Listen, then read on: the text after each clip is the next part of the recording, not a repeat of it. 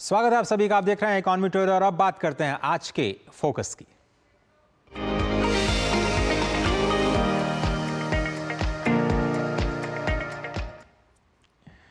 और आज के फोकस में आपने देखा होगा एक बड़ी खबर, इंटरनेशनल सोलर अलायंस जो भारत और फ्रांस ने शुरू किया था, अब स्पेन इस अलायंस का 99th मेंबर बन चुका है।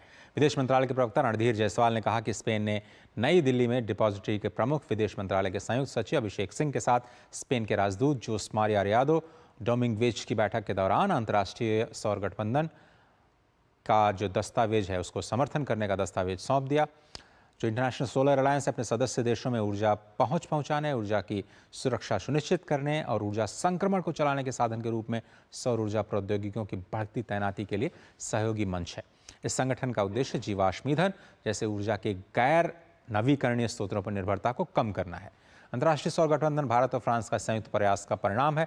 116 देश ISA फ्रेमवर्क समझौते पर हस्ताक्षर कर चुके हैं। Ranjeet Gupta, CEO Sure Energy के हमारे साथ जुड़े हैं। रंजीत, बहुत धन्यवाद। ये जो शुरुआत भारत ने की थी और 99th मेंबर, किस तरह से आप देखते हैं ये जो शुरुआत है, अब मुझे लगता है कि जल्दी अब सेंचुरी पार करेगी और ये एक बहुत बड़ी डायरेक्शन दी भारत और फ्रांस ने मिलकर के, और आज एक बड़े ही रोचक मोड़ पर हम लोग खड़े हैं। बिल्कुल, बहुत ही कमेंडेबल है जो भारत ने और फ्रांस ने मिलकर किया है मिशन, और इतने छोटे समय में 99 कंट्रीज को अपना मेंबर बनाना कोई छोटी बात नहीं है। और आपने जैसे दिखाया 116 मेंबर एक्चुअली ISA का फ्रेमवर्क साइन कर चुके हैं, उनमें से 99 आज जब स्पेन ने साइन किया है तो मेंबर बन चुके हैं। तो ये बहुत बड़ा अचीवमेंट है। और अगर आप ISA का गोल देखेंगे, उनका ध्येय देखेंगे, तो आप चकित रह जाएंगे कि वो क्या करना चाहते हैं। जी जी, राइट। तो मतलब अगर आप उनका जो ध्येय है वो है 1000 की तरफ। 1000 की तरफ का मतलब है कि 1000 बिलियन डॉलर वो मोबिलाइज करना चाहते हैं 2030 तक।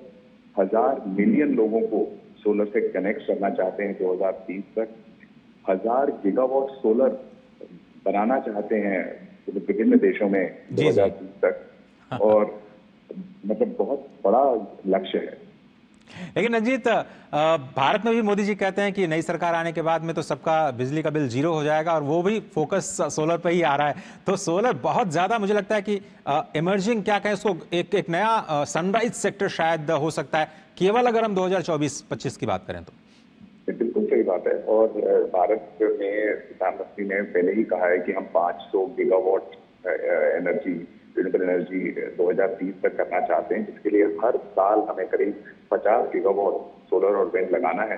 तो सोलर एक बिल्कुल जैसे आपने कहा सनराइज सेक्टर, तो मैं नहीं कहूँगा, अब तो राइज हो चुका है और बढ़ना तो है, लेकिन अभी ऑलरेडी भारत में ऑलमोस्ट 80-85 हजार मेगावाट 80 गीगावाट 80-85 हजार मेगावाट ऑलरेडी इंस्टॉल्ड है भारत में। लेकिन रंजीत, मुझे लगता है आप एक कदम और आगे की सोच रहे हैं, और आपने शुरुआत ग्रीन हाइड्रोजन पर फोकस कर दिया है, ग्रीन अमोनिया पर फोकस कर दिया है, तो सोलर के बाद शायद नेक्स्ट सनराइज वो भी होने जा रहा है। पूरी दुनिया का फोकस उस ओर है। ये तो बिल्कुल सही है कि अगला जो यूसेज केस है, देखिए एक तो जो नॉर्मल आपकी जो बिजली बनती है, बिजली को रिप्लेस करना एक बात है, और उसके अलावा भी करीब 60-70% जो आपका CO2 जाता है एनवायरनमेंट में, वो बाकी इन चीजों से जाता है। जैसे इंडस्ट्रियल यूसेजेस हैं उससे जाता है, जो आपकी ट्रांसपोर्ट की यूज है उससे जाता है, बाकी और जो आपकी यूसेजेस हैं कार्बन की, जैसे कि कार्बन हमारे एटमॉस्फेयर में जाता है होता है, तो उसका एक बड़ा हिस्सा जो है, अगर हम इस समय ग्रे हाइड्रोजन और ग्रे अमोनिया बनाते हैं, मतलब कि जो नेचुरल गैस से बनाते हैं, अगर वो हम पानी को तोड़ के बनाने लगे तो उसमें सोलर का भी भाग होगा, और हम बाकी भी इंडस्ट्रियल प्रोसेसेस को कर पाएंगे डिकार्बनाइज। रंजीत जी, बहुत धन्यवाद। मेरे पास वक्त इतना ही, लेकिन ग्रीन हाइड्रोजन के लेकर के जो हाइड्रोजन मिशन सरकार ने तैयार किया है, मुझे लगता है कि जो प्राइवेट प्लेयर्स उसमें बड़ी भूमिका निभाएंगे।